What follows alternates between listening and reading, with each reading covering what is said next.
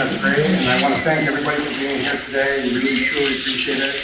As we end our Homeless Awareness Month for 2022, we have put together a great panelist to have a discussion on, what is homelessness? What is our community response?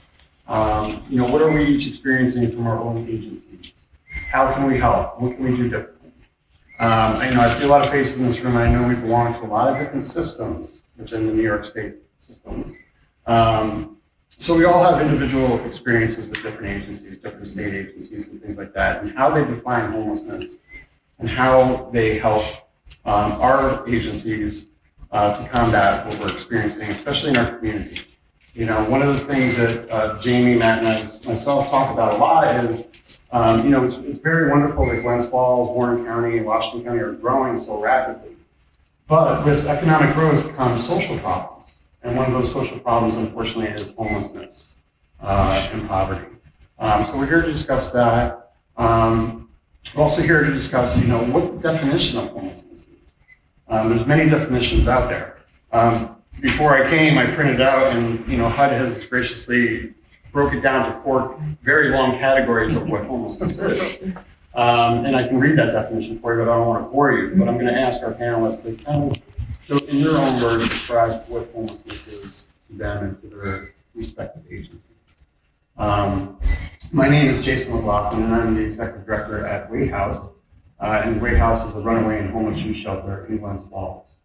And I can tell you that 2022 has brought a lot of great things to our community. This is the positive of going through a pandemic has brought our community together and our agencies together like I've never seen before. I've been working in this community for well over 10 years now, and in 2022 I've never seen our agencies in the community come together as one to help the people that are struggling post-pandemic. And we really want to keep that momentum going. Our philosophy is there's no wrong door, meaning, so if you call the Wait House and you're not an adolescent or you don't meet our criteria, we're not going to just give you a phone number and hang up the phone. We're going to call Jamie, we're going to call Matt, we're going to call Amy or Diane, whoever can help them appropriately. Because what we do know is that, when people are experiencing homelessness, when people are experiencing crisis, to pick up the phone, that is a win for them. But that phone call is a very hard phone call to make. So we don't want to lose them. We want to make sure that they're being taken care of appropriately and being connected softly to the right agency and go and move to help them get out of their situation or help them resolve their crisis. So I'm going to have the panelists introduce themselves, starting with Jamie at the end, and we'll get started. Good morning, everyone. My name is Jamie Munyon. I am the executive director at Open Door Mission. I've been there coming up on 7 years in a couple weeks here. It's a privilege to be here. I really look forward to the input, the conversation that we're going to have. I want to hear from you. And as far as we're concerned, homelessness and defining that, Open Door Mission would take a broader look at homelessness and would consider anyone homeless who doesn't have safe, stable housing, safe, stable shelter overnight. That would sort of be where we would land. We're not specific to street homelessness. We recognize that people bounce from couch to couch and do that kind of thing, and we would consider those individuals homeless, those that do not have that regular shelter, that safe place for overnight shelter. Hi, I'm Charmaine Long. I'm with the Raymond Foundation of Charities, and I started working with Bridges Out of Poverty trainings in 2014 with the City Mission of Schenectady, and then brought them up here to Open Door when I was working with Open Door. We started doing community-wide 2-day seminars for those. And then after that, I segued into being a success coach again through the City Mission of Schenectady in Warren, Washington, and Saratoga County. And that's where you go to different organizations, because we know that homelessness, people can have a job and be homeless, and they're trying to maintain status and trying to gain stability. And so a success coach, when a company allows a success coach to come into the organization, we can meet with any one of their employees to help them continue to work through issues. And I can get more into that at another time. And then, of course, coming into Raymond Foundation of Charities, where we have a women's healing and restoration facility where the women live there, and it's actually a Christian-based program. Homelessness for me and the different types and ways that I have experienced it with people, it's extremely diverse. You can be homeless and still have a place to sleep at night because it's not your home and you don't know how stable that is. And so there's always the insecurity of that. So homelessness would be just insecurity of where you live. Hi, my name is Shelley Smith. I'm Executive Director at LEAP. And I've been working or volunteering, started as a volunteer in this space in and around poverty and homelessness for a little over 10 years. And when I think about homelessness, I would say, actually, I very much agree with both Charmaine and Jamie that it's not what is typically thought of as homelessness, that street homelessness, as Jamie called it, where it's just really obvious. But there is that level of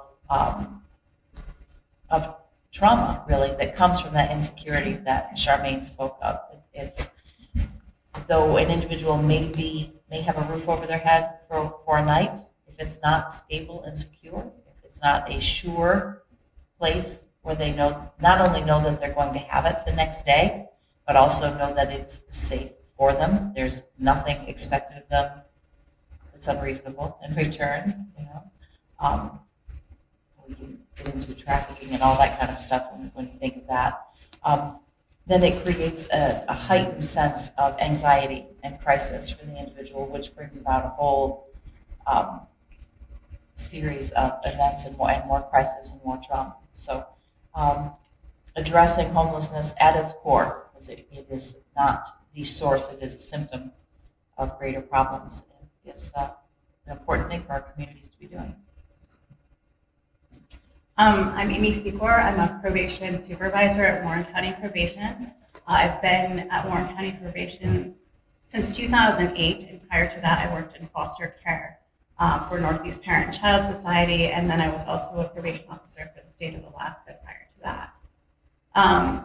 Homelessness does have a very clear definition in the probation department. It's very black and white. If someone does not have a appropriate setting to go home to, we consider them homeless. If they have a residence where it is not safe and it puts them in jeopardy of committing another crime or violating their probation, we consider that homeless or at risk for homelessness. And, when I say this, I'm thinking more of adults because we have that black and white orders and conditions. For youth, it's a little different because we do recognize that for youth, it's a different situation. Like their homelessness because of multiple different reasons. It could be that they do, their parents kick them out, they ran away, they can't go back to their home because it is an unsafe environment and they're terrified to be there.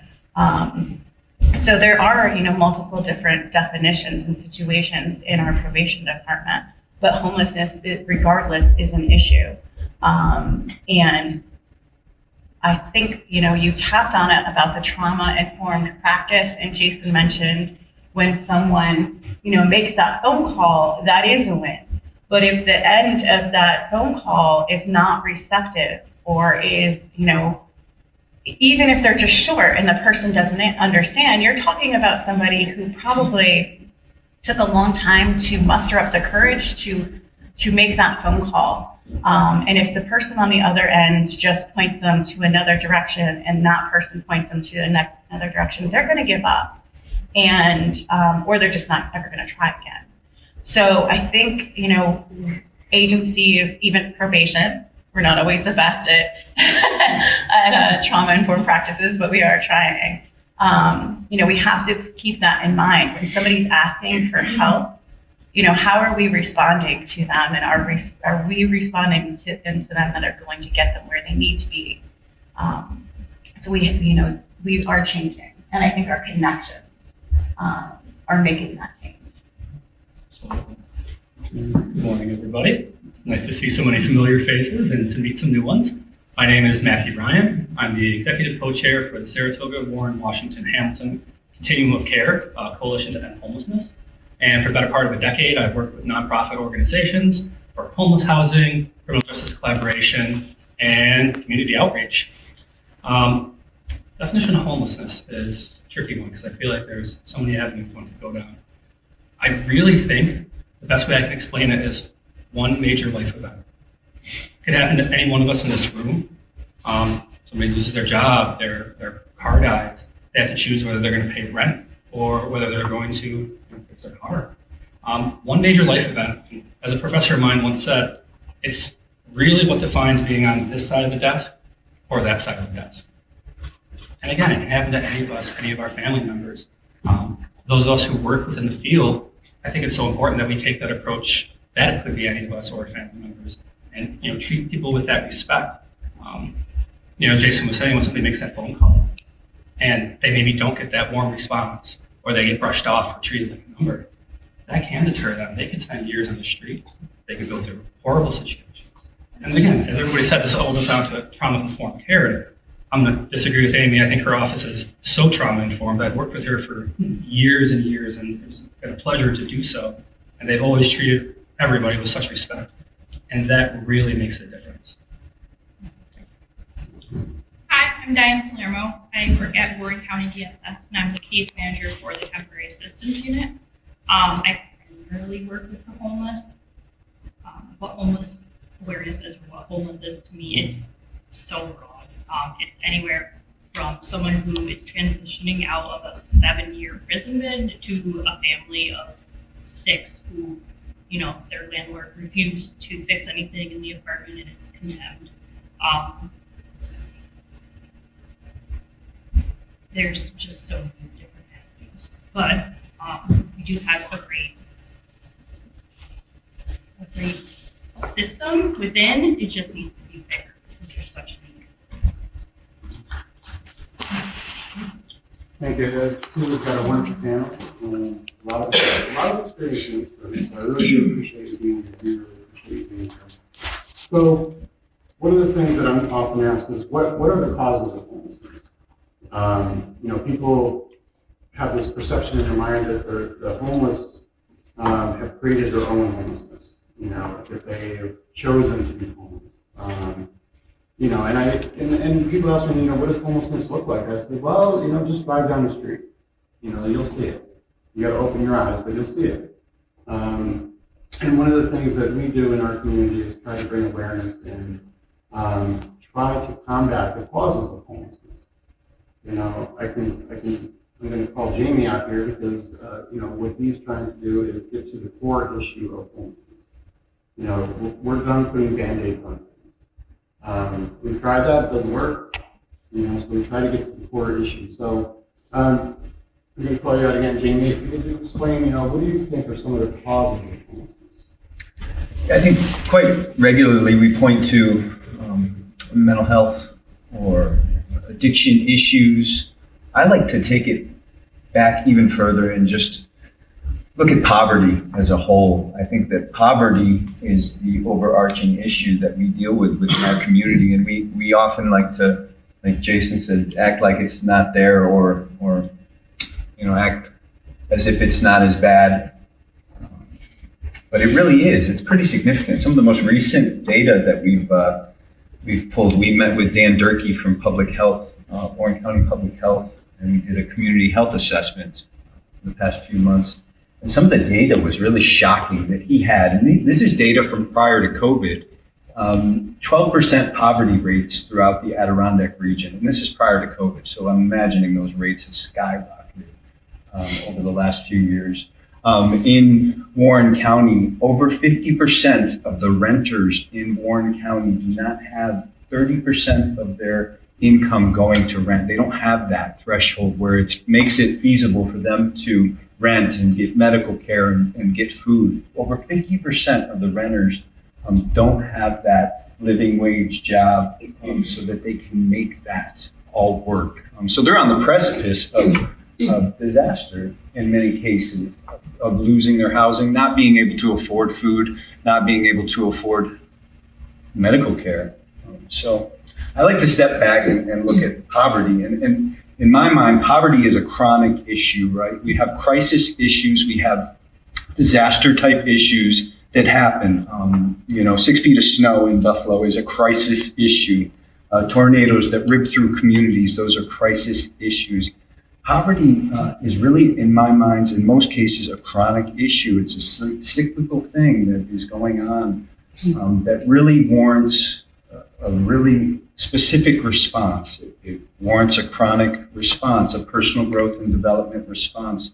The community needs to get behind individuals and support them and walk with them to break some of those cycles, to put a stick in the spoke of the tire to really stop that momentum. So that's what I like to. That's where I like to start when it comes to homelessness. I like to take a step back and look at it from that viewpoint, that broader lens. Great, thank you, Jamie. Yeah. And I'm going to go to Diane next, because working at County, Warren County or Washington County Department of Social Services, again, walking through the doors of that building. When you walk through those doors, that doesn't mean that means that something is not right. If you're coming to the county for help, that means something is wrong.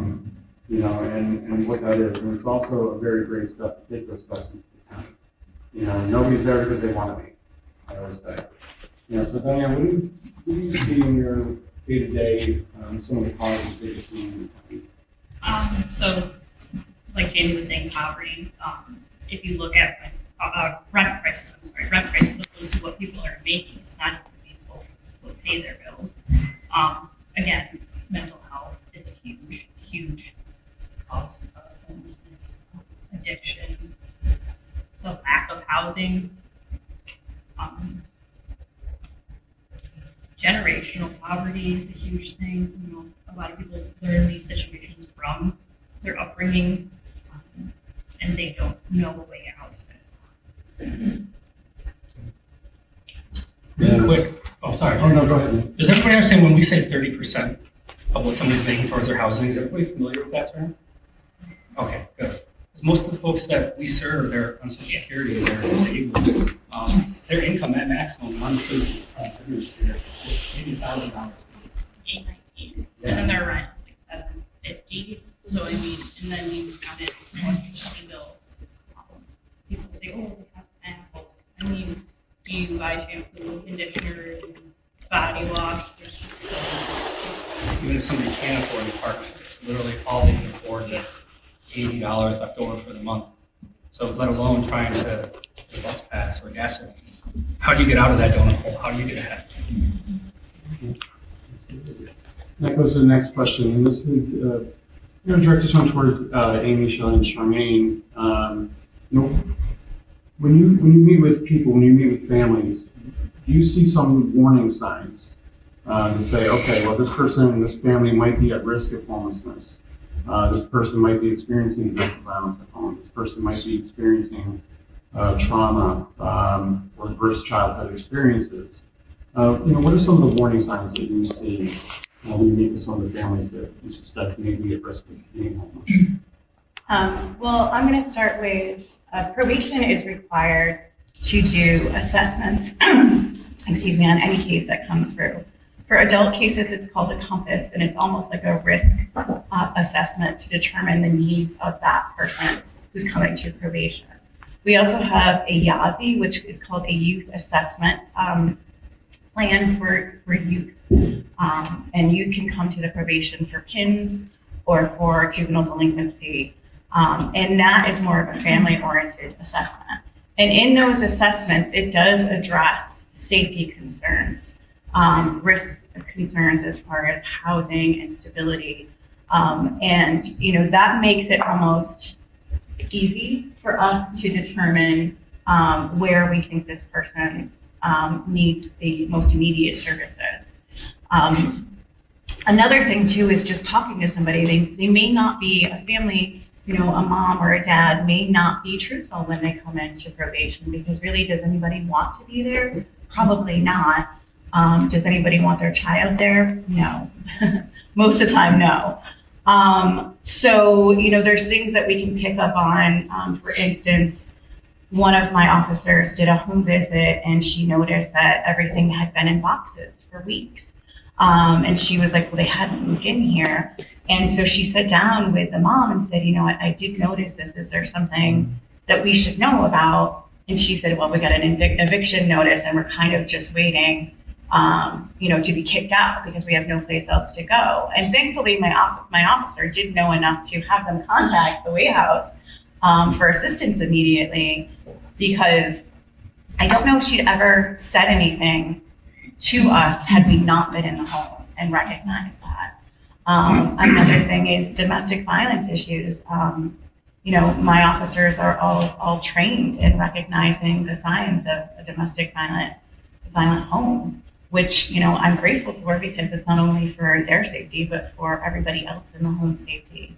And they can be very subtle. And even if you come out straight and ask the question, very rarely does someone say, yes, this is occurring to me. Or this is, I'm doing this in the house, or this is happening in my family. So, I think that you do have to be very aware and in tune to the person that you're working with to catch those things. It can't all be just done in an assessment, because like I said, you don't always get the truth in an assessment. But thankfully, we do have some of those tools that help align us with that. And also, there are some things for kids, and kids, we can tell, like runaway situations where they don't go home. One of the requirements in our youth is to review respite services with them, where they can go for safe housing at their first initial meeting with us. We always refer them to captains or the White House and let them know the contact names and numbers, so they have that if it's in an emergency, they need to be there. So those are just some of the things that we do with probation. Well, I'm actually glad that you included me on this question, Jason, because this is where LEAP lives, really, is in this space where we're looking for warning signs, but we're looking for them at an even earlier level. So very often what we're seeing is not at that on the precipice of homelessness, although sometimes it is. But LEAP serves individuals across all ages. We have Head Start programs in Washington County, and we have Career and Family Services also. So we have emergency services for people who are facing eviction, or utility shutoffs, that sort of thing. And in that area where we are looking more at the imminent threat of homelessness, where people are facing eviction or they know that they're in a very difficult spot. And by the time they come into our office, they've mustered that gumption, and swallowed what little bit of pride they may have left to come in and ask for that assistance. And we don't really have to watch for a whole lot at that point. We know that it's happening.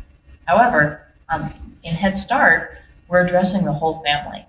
And as Jamie mentioned, and many people have said, regarding the causes of homelessness, mental health, substance abuse, trauma, all of these things add up, chronic poverty. And that is where I think that Head Start has this powerful ability to approach this from a systemic level. Because adverse childhood experiences, as Jason referenced, are trauma that affect a child, and affect an individual from childhood into adulthood. It has an effect on the brain, the way that the brain works, and the way that an individual is able to process information and make decisions moving forward. And so in Head Start, what we're doing is looking for those struggles where there may have been generational poverty. And we're addressing not just the educational needs of the children, but it's a holistic approach for the family. We're offering mental health services. We're offering connection to health services and dental services. There are home visits involved so that our home visitors are watching again for those signs of domestic violence, for any signs of someone possibly living in housing insecurity. And we're watching for all of that and trying to address those things before they hit crisis level. And in doing that, the hope is that we put the spoke in the wheel, that we stop this cycle with these families before it becomes crisis level again, and to set the young people up for success, lifelong success from there on. So the signs really that we're looking for in there are more history. What do we see in the history, and what are the gaps in resources that we see in the families? And Charmaine can address. She's very well versed in Bridges Out of Poverty. We know that poverty is a lack of resources, and it's not just financial resources. So that's what we're looking for in those families when we're interacting with them. A lot of what I see is probably down the road after effects of everything that they have talked about up to this point, because it's a women's facility. And so far we've had pretty much the age range of 30 to 60 years old where people are coming to us. And so they're either coming in because they are in recovery, so they've lost quite a few years in there. And there's repercussions of having lost those years, right? So this person may be 30 or 35, but they're really 20, right? Or the biggest thing, the common denominator, I would say, we say that they're at some level of brokenness, whatever the reason is. It's brokenness from domestic violence or from drugs or mental health issues, whatever it might be. But the biggest common denominator I see is survival. And it's very interesting and quite often amazing to see how people survive, what they do to survive. So when I'm talking to someone who's 50 and has had a lifetime of finagling and massaging and manipulating to survive, it takes quite a little while to identify certain things with them. However, it doesn't take very long to identify skill sets that they have that we can turn into something positive. So I'm kind of at that other end as to why they're in the situation that they're in, of nowhere to go, and quite often lacking several skill sets to be sustainable on their own yet at this point. So if they go out into the community too soon before they're ready to become and be able to be stable, the cycle continues. That's a great point. And down the list here, I have something to address that, but since you brought it up, can we talk a little bit about what Housing First is? And I think that's the perfect person to kind of segment into that discussion.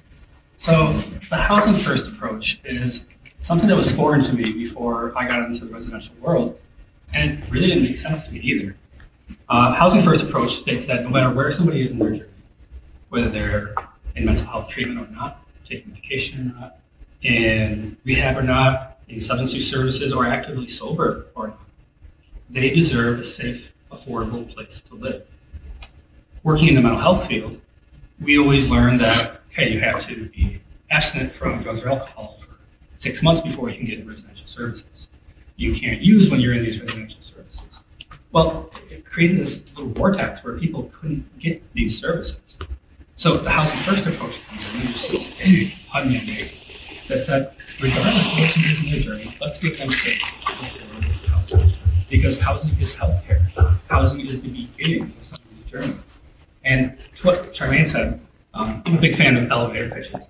I always have one for every situation. And for what you said, I'm a firm believer.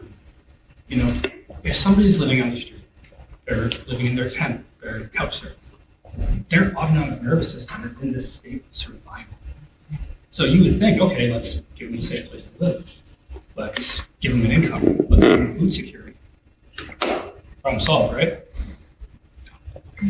It takes somebody an extreme amount of time to revert from that survival mode back to the point where they're, well, maybe I should go to my primary care. Maybe I should get a physical. Maybe I should take my blood pressure medication. None of those things matter when you're in survival mode because they're trying to figure out where they're going to get their next place to stay, their next meal, et cetera, et cetera. So the Housing First approach really addresses this. And while we may give somebody that place to live regardless of where they're at in their journey, we also work with them. They have stumbling blocks. It's not a one-shot deal.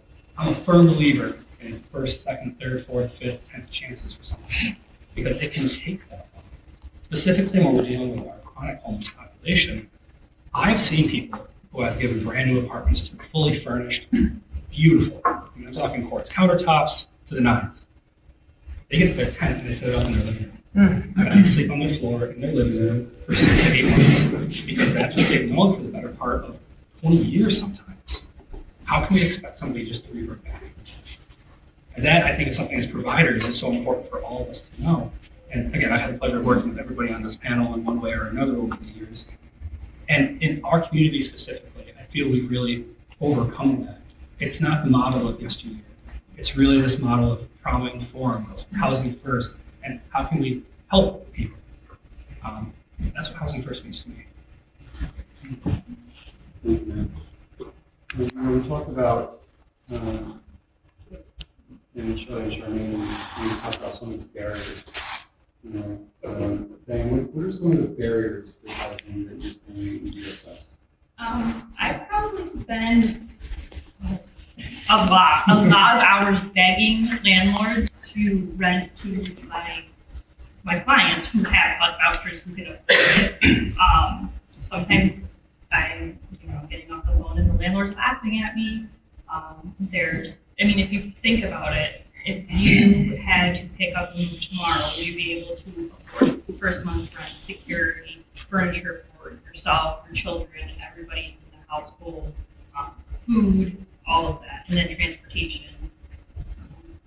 The biggest barrier I see right now is not really it's the connection between, because we understand the landlords, they go through a lot during COVID, but we need to rebuild that connection so that we can have people out. The housing is not affordable at all around here. It's just going up, increasing even more. You can live in apartments as working in the village you're working full time, they're still very high.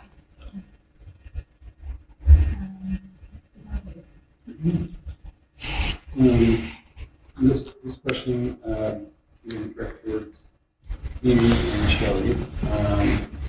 So families of individuals who are homeless. The families of homeless individuals. I know I can speak for White House. We get an awful lot of calls concerned about their child who's out on their own couch surfing, and the family themselves seem to be the people in crisis. It's not necessarily the child, because they're a parent or because they're a loved one, their life transitions into crisis because their child is in crisis. What are some of the things that you see in your organizations to help combat that? The one thing, as a substance use counselor by trade, I used to get parents that would come in and say, "Hey, my son's addicted to opioids. What do? My marriage is on the rocks. I've lost my job. I've done this. I've done that because I'm trying to save my child." And my response would be, we have to start saving you first, so you can be there for your child.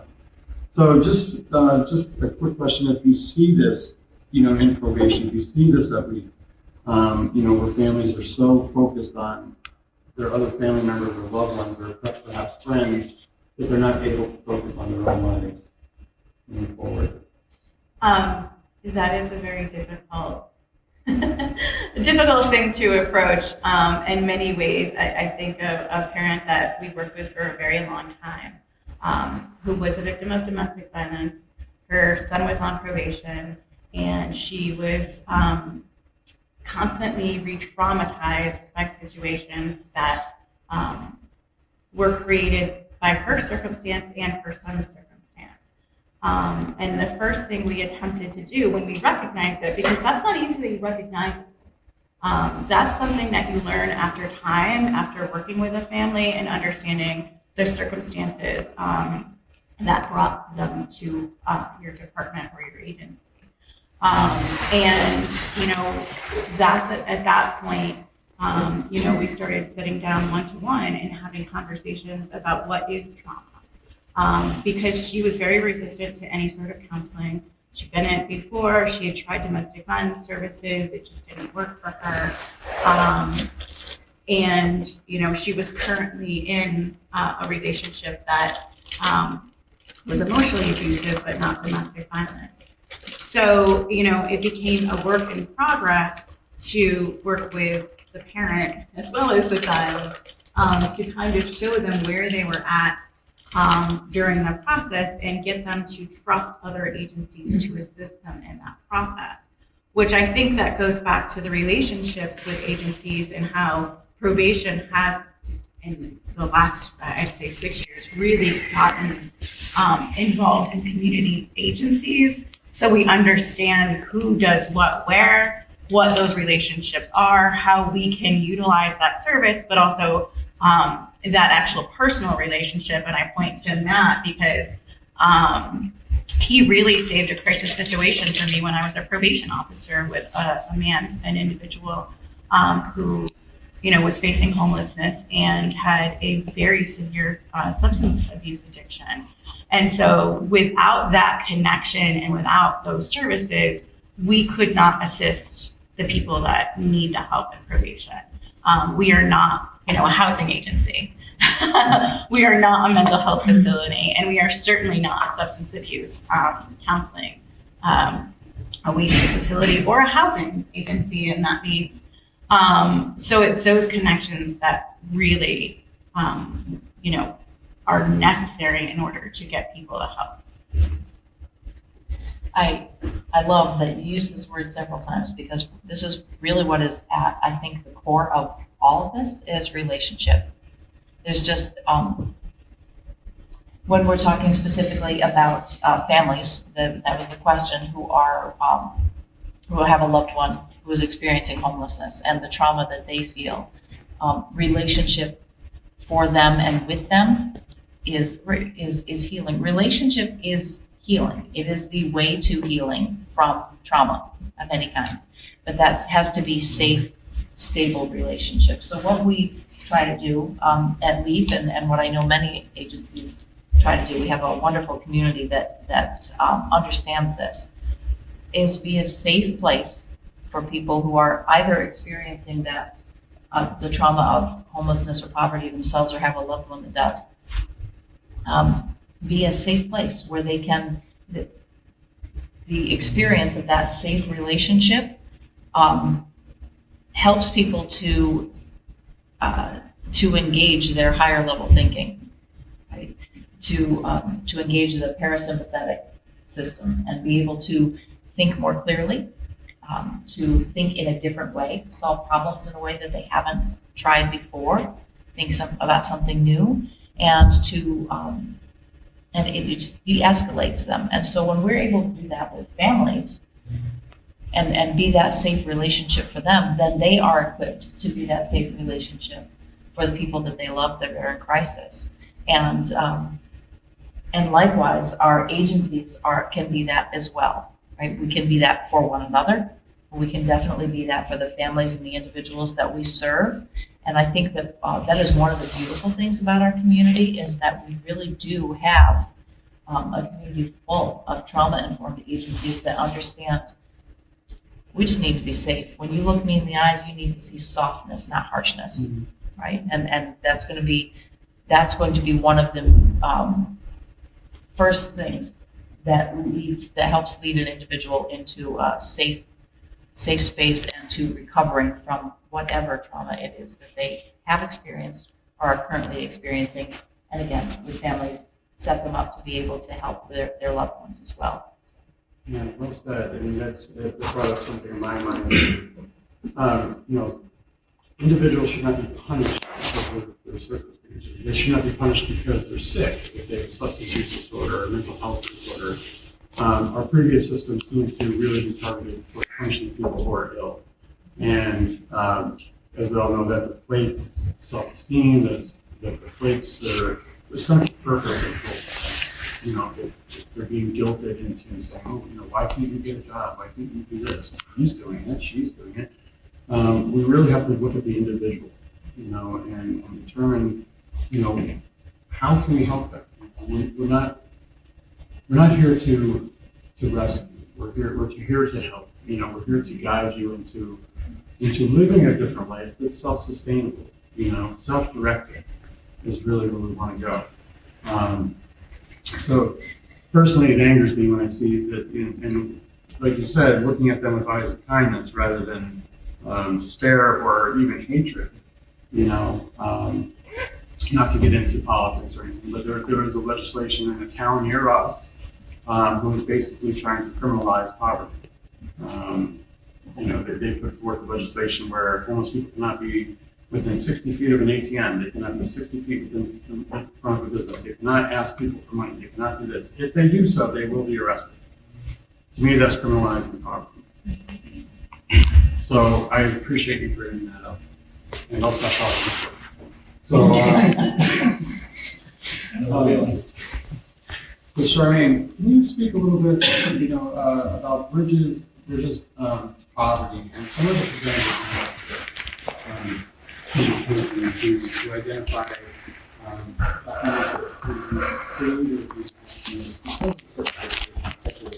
maybe domestic violence or maybe just a lack of income or just life circumstances. Okay. Well, when we think of bridges out of poverty, we talk about, as Shelley had mentioned, that there's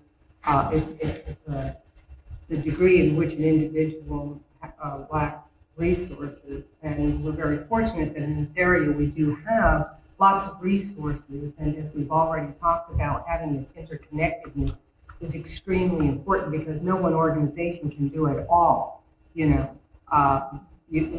can't. No one organization is going to be able to handle someone that comes to them that has mental health, and the person who comes in because they have an addiction issue, and the person who has the domestic violence issue, and right. So that's why it's so important that we're interconnected. So when we look at barriers, and you had said barriers to homelessness. Some preventative measures, some things that we can do to prevent a family from coming to one of our agencies or identifying that they may need help because they are at risk. The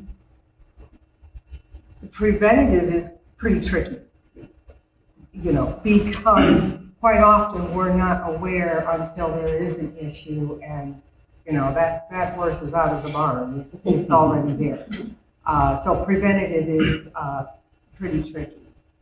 However, by having the resources that an area like ours has, I did bring some information, some great books about the community, Bridges to Sustainable Communities and things like that will really, it's good reading in regard to putting together committees and having heads of steering committees and whatnot, which allow us to work again together on a deeper level, because it then becomes ingrained in the community, right? So as soon as the little red flag comes up, we can work with it before it becomes a big red flag, right? And it is trust. Trust is one of the biggest things. Whether they look and see kindness in their eyes or just plain, desperate for help or whatever it is, there's lots of trust issues with individuals that have either been in homelessness or are in it for the first time and just petrified and don't know where to turn with the poverty issues and whatnot. Trust is a big thing. They can smile and they can nod and you can think you're getting through, but they walk back out the door and don't know whether to trust you or not. So that is one of the biggest things. And if one of the things that we talk about is there's like wrongful or incorrect reasoning, because they've just been in this whirlwind of trying to figure it out, and when it doesn't turn out the right way, then they have to, how we always want to lie to something. Why did it turn out that way? And then we have the victim mentality, where it's everybody else is doing this to me, because they've lost their voice and their strength and their self-esteem. And so those are the subtle signs in the very, very beginning that identify and saying that this person needs help now, not later. The Bridges Out of Poverty has, a lot of information with lots of potential solutions for that.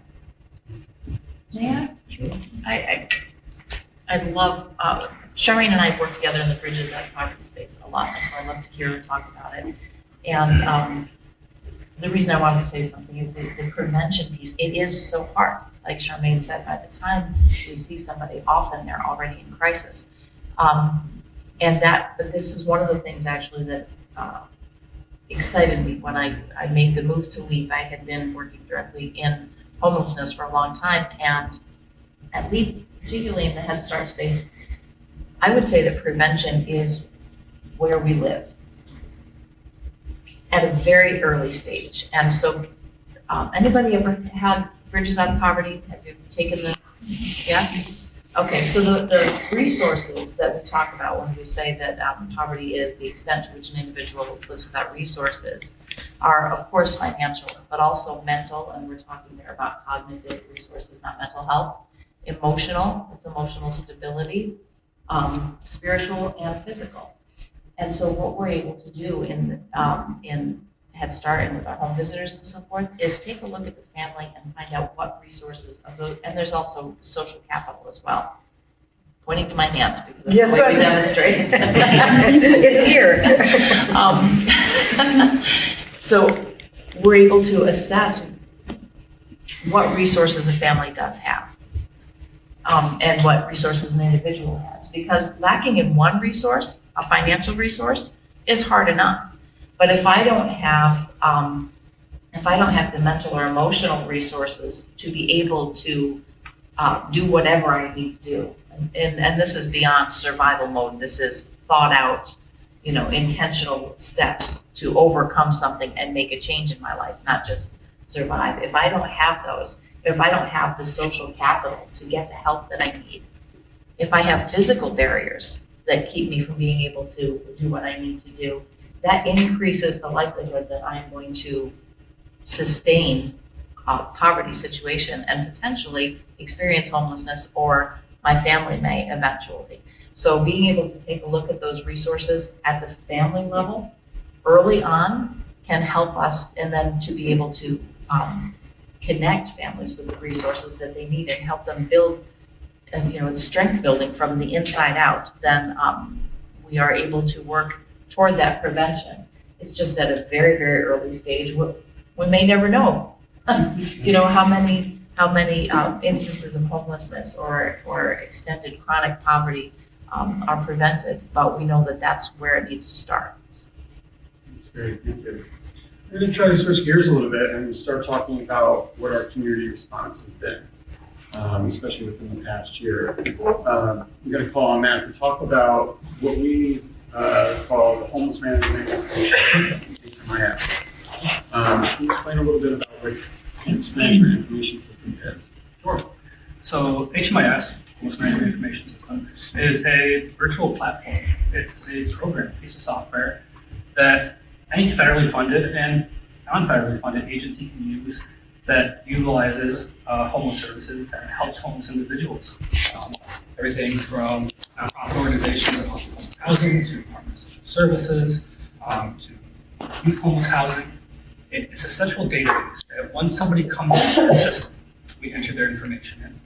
We can track things such as increased income, such as length of time of homelessness, whether they're identified as chronically homeless. But to back up, one thing we use it for is a program called coordinated entry. Is everybody familiar with that term? Perfect. Also called the no wrong door approach.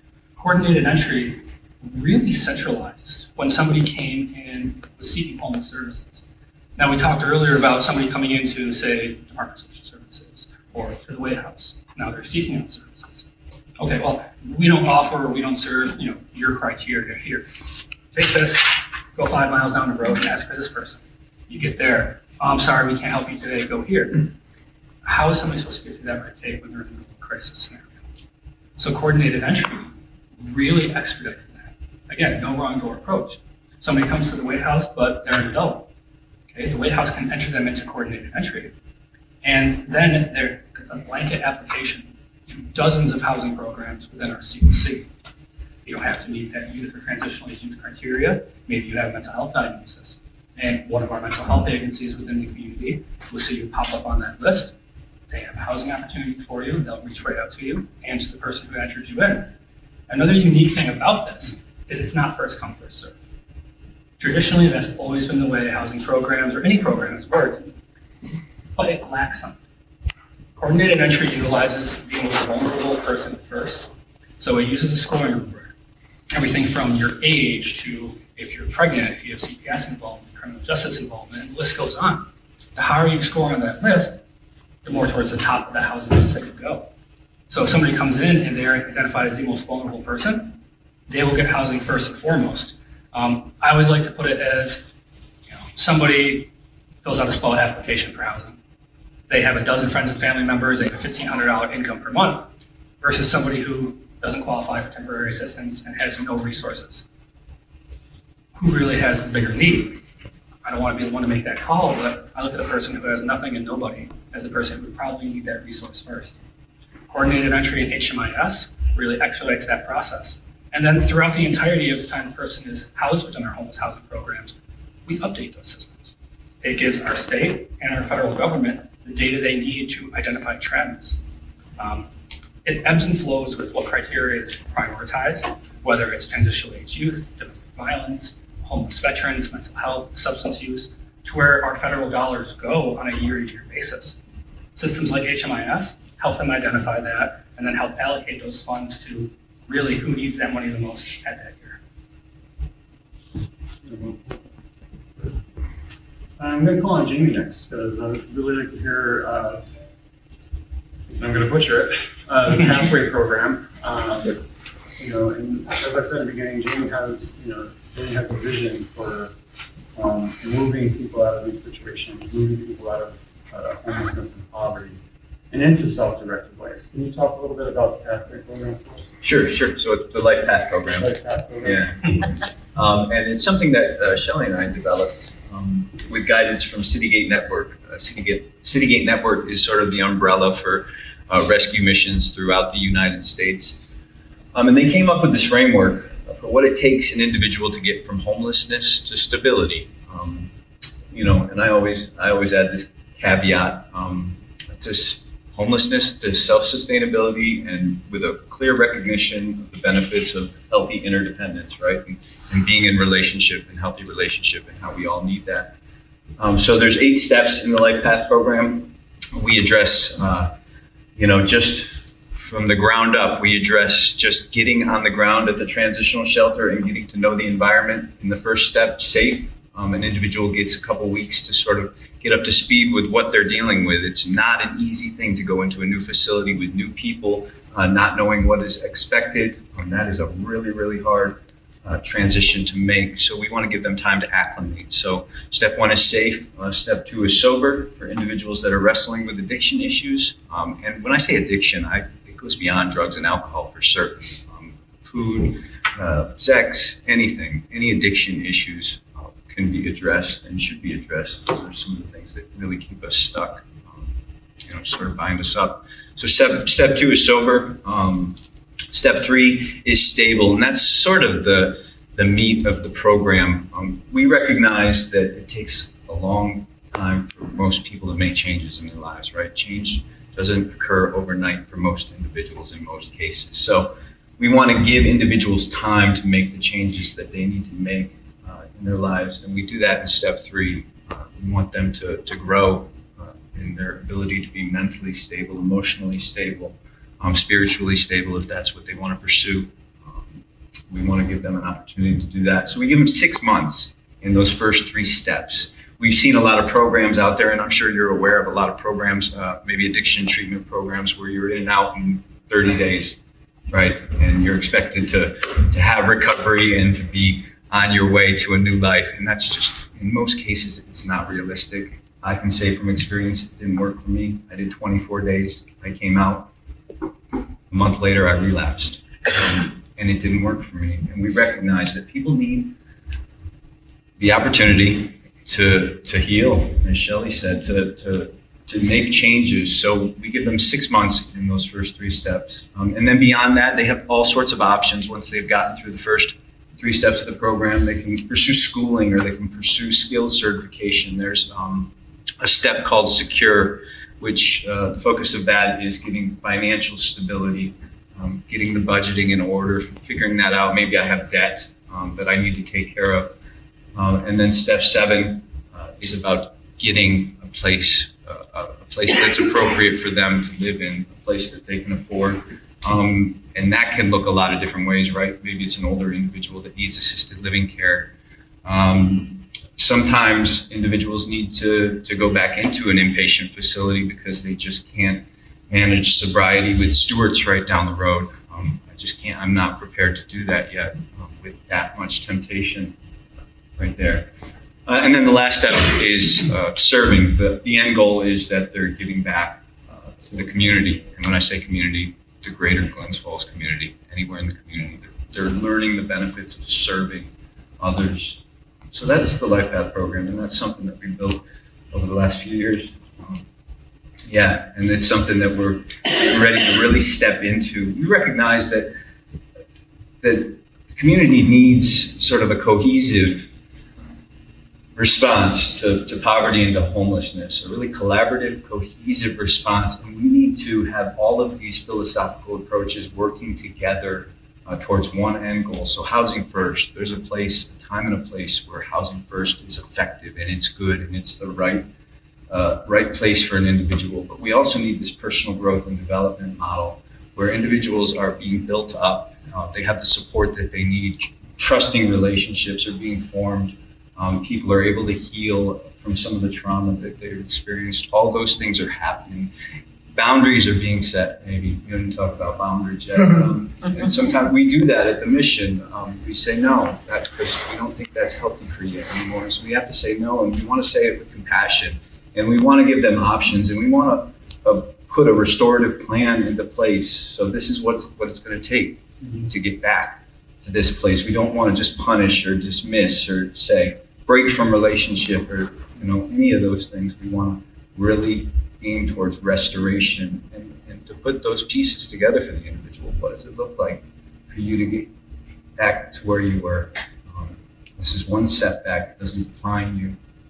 You can get back to a place of health and healing and progress. So, yeah.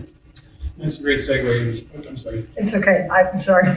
I mean, there's so much to unpack from what you're saying because in dealing with just the population that I work with, we say we want because we want this for you, but we can't be the ones to do it. And initially, what has to take place is the person.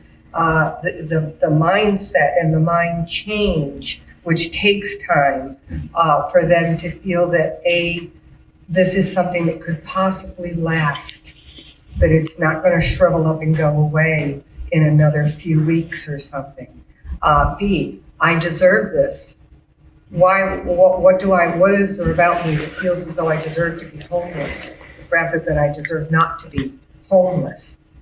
So it's changing that mindset. And as you're saying, working with all the other pieces, there's individuals that I've worked with in the past that they're very embarrassed. They don't want anybody to know, but they can't read.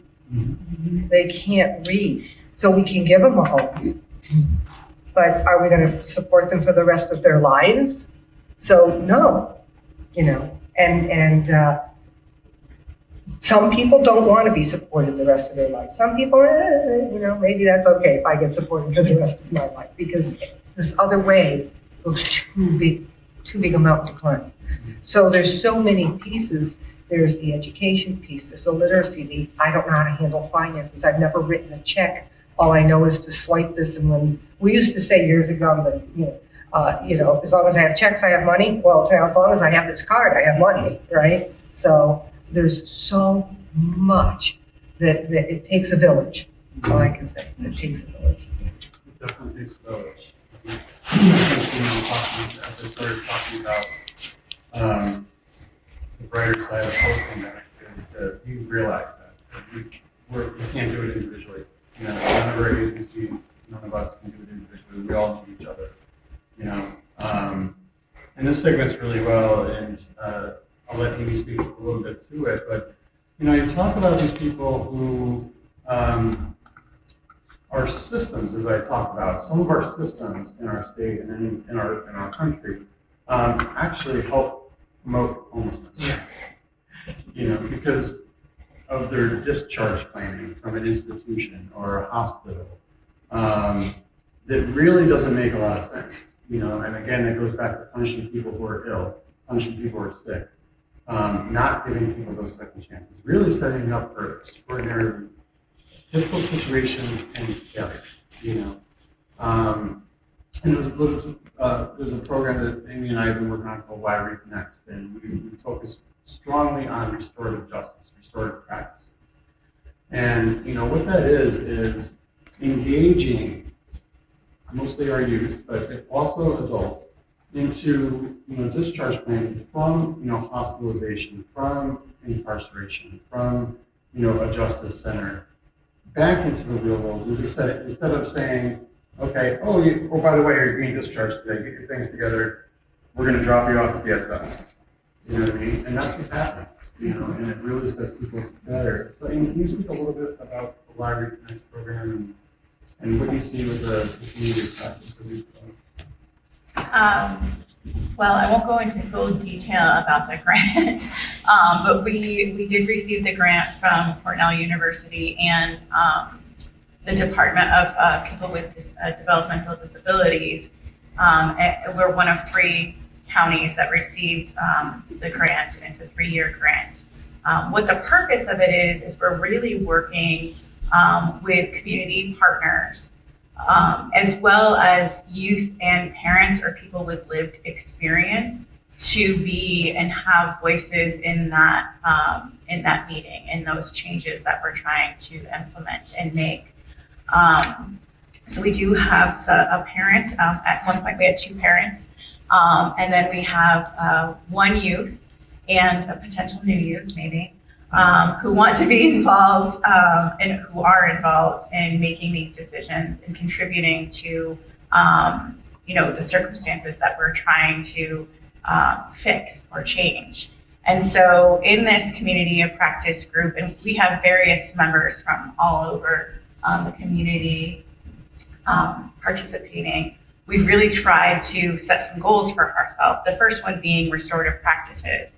I don't know if you're familiar with Mediation Matters, the agency, but they do a lot of mediation circles. They do divorce mediation, family mediation, but they also do restorative circles for school districts and for harm circles when a victim has been harmed and wants to discuss the circumstances with their offender when it's appropriate. And so utilizing those restorative practices became very pertinent in the probation field when the Raise the Age legislation started to become a reality for probation officers.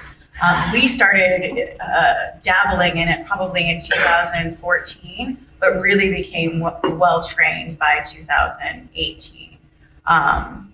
So our focus in the YR Connects grant is restorative practices work, community building circles, having those discussions, letting people's voices be heard, because I know my opinion And I'm pretty certain that I can voice it very well.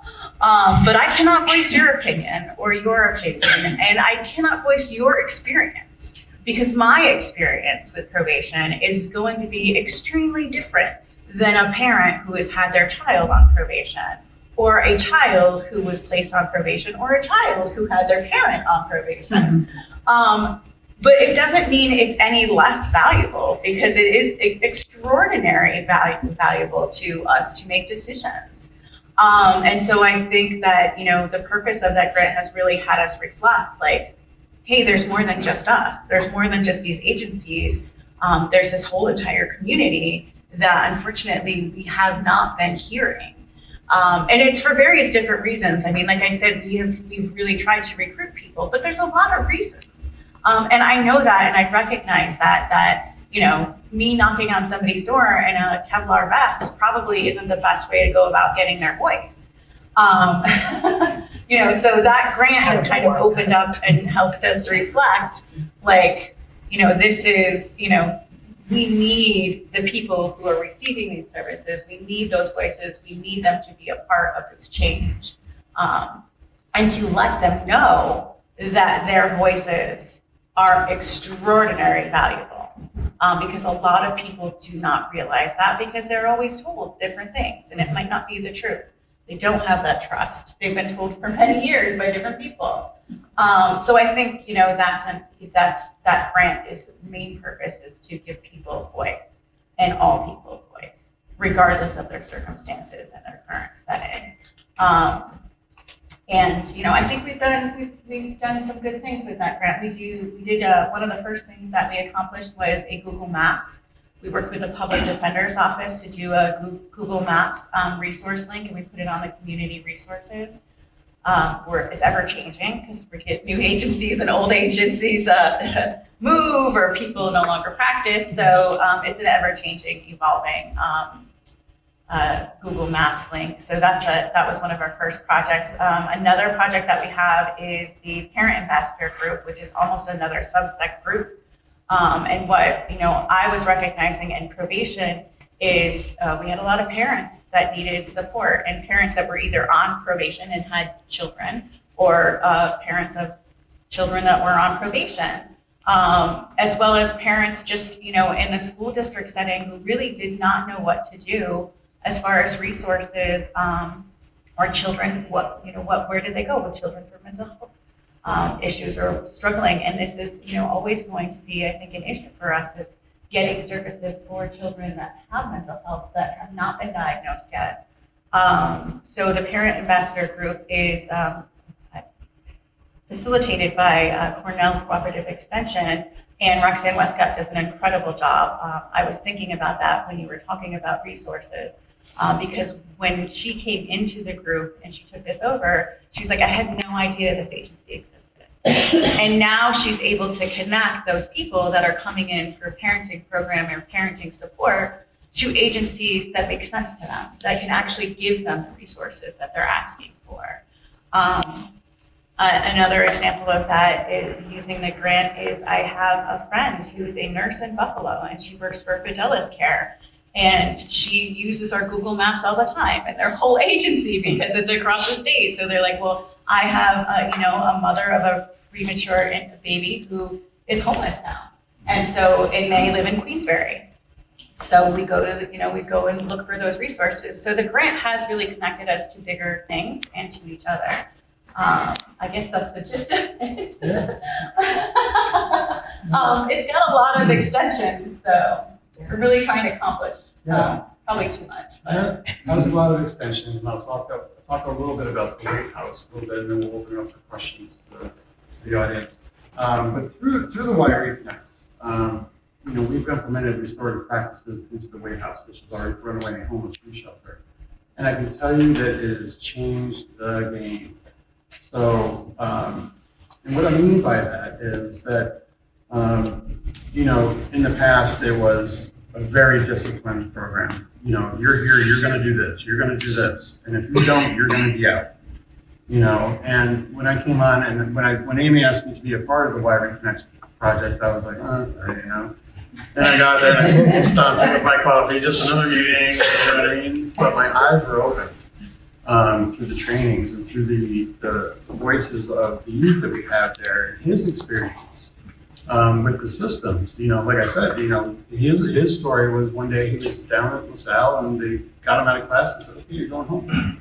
No resources, no connections, no connections with his parents, nothing, you know what I mean? And literally set him up for failure, you know, just to push him out, you know.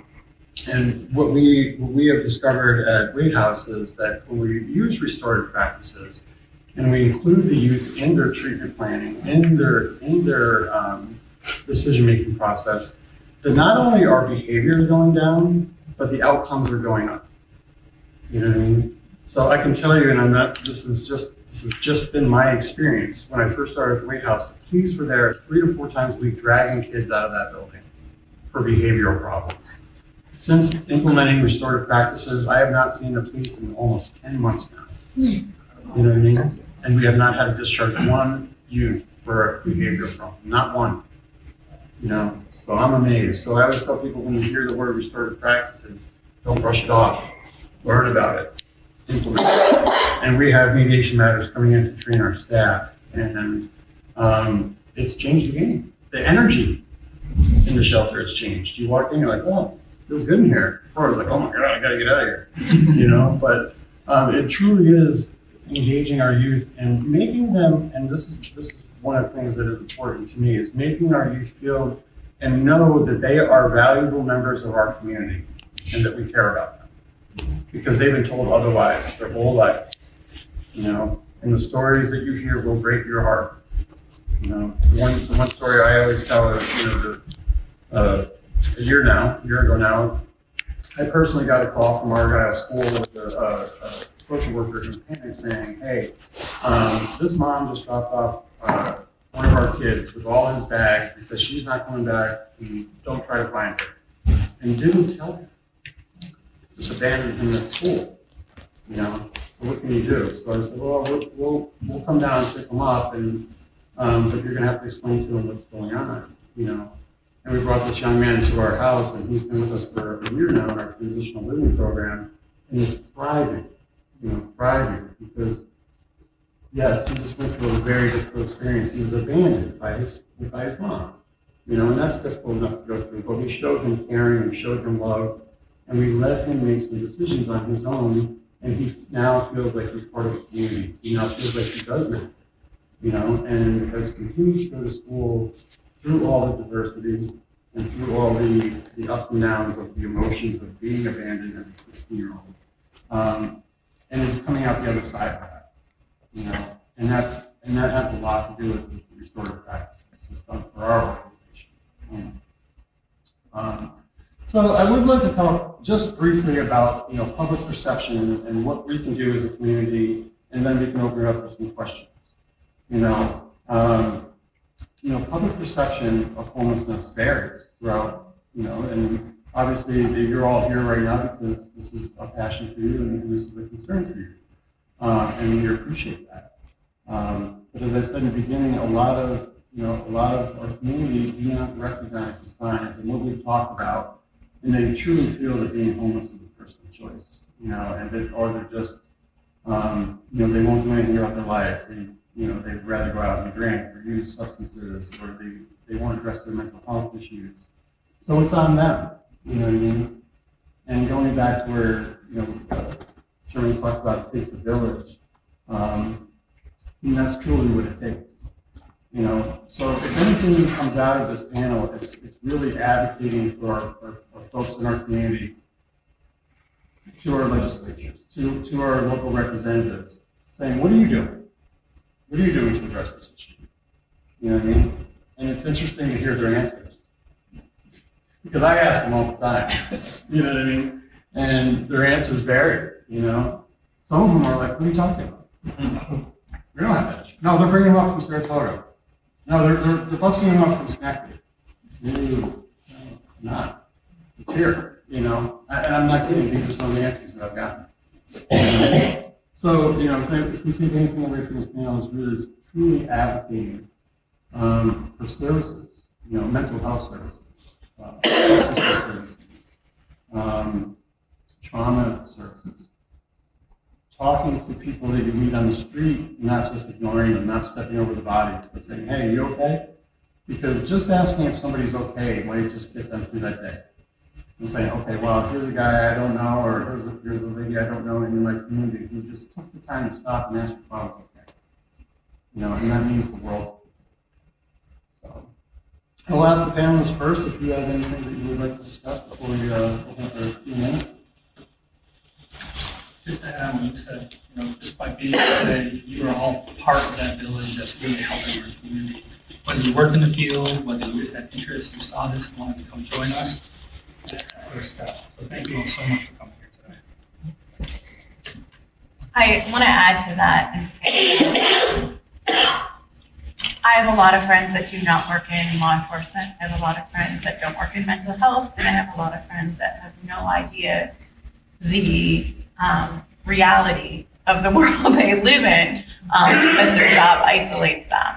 So if you have an opportunity to talk to someone about what's really happening and, you know, the experiences you've seen, please share that with them and help enlighten our community members that don't know. Because if you don't do it, then they're probably not going to know, unless it's in the paper for something that was, you know, horrific or tragedy or something to that extent. Because when they know, they start making decisions in our community that can help, that will help, and will change circumstances for other people to better our entire community. But if we don't talk about it and we don't say what's really going on or how those experiences impacted you or the people that you work with, people won't know and they won't pay attention because it won't be in their world. So I do want to say, please, please do that. I'd like to piggyback on that a bit in regard to the mindset and saying that, it's by their choices and so on. That sometimes you can be someone who plants a seed to change the mindset a little bit just in having those discussions. And I wouldn't necessarily steer away from the fact that it's their choices, because it is. It is their choices. I mean, do we have to say that it was their choice to start taking drugs, right? It was their choice to steal something, and it started a whole thing of, arrests and just kind of that slippery slope kind of thing. But there comes a point in time where and how can we step in to reverse what got started, right? So I wouldn't steer away from the fact that at some point it was their choice. Not everybody, somebody, right? It's certainly not the choice of a child to be dropped off at school and not picked up. But I think it's sometimes when we protest that with them, they go, you're too close to the situation, you don't really see what's going on. So try and plant those seeds that say, this is the situation. This is how, if you are curious, you could help. Some people, the best way to help is to donate time, money, whatever it might be. Donate, take someone into their home, and they've done it. And so there's ways in which to help. If you would like to be part of the solution, therefore not being part of the problem, have a discussion. I'm really thankful that you mentioned that, Amy, about spreading the awareness about that. And that's really why we're here, and I can tell you from my own personal experience, what brought me into this space was I was a youth leader. I was working with a group of teenagers, and teenagers often have, especially privileged teenagers who haven't experienced these same type of things, often have blinders on, right?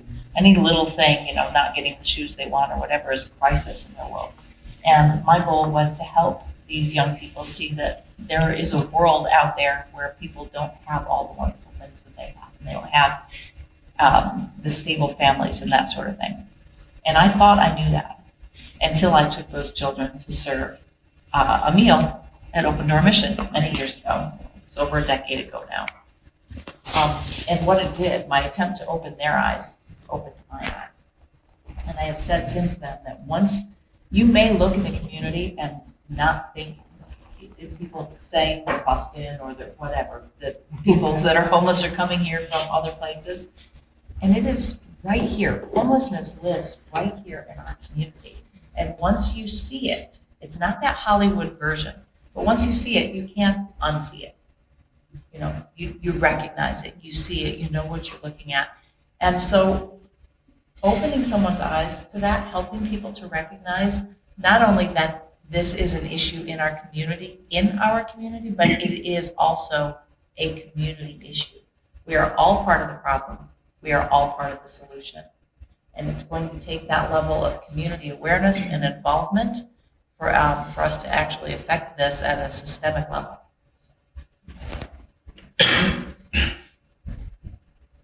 Anybody else? Any questions from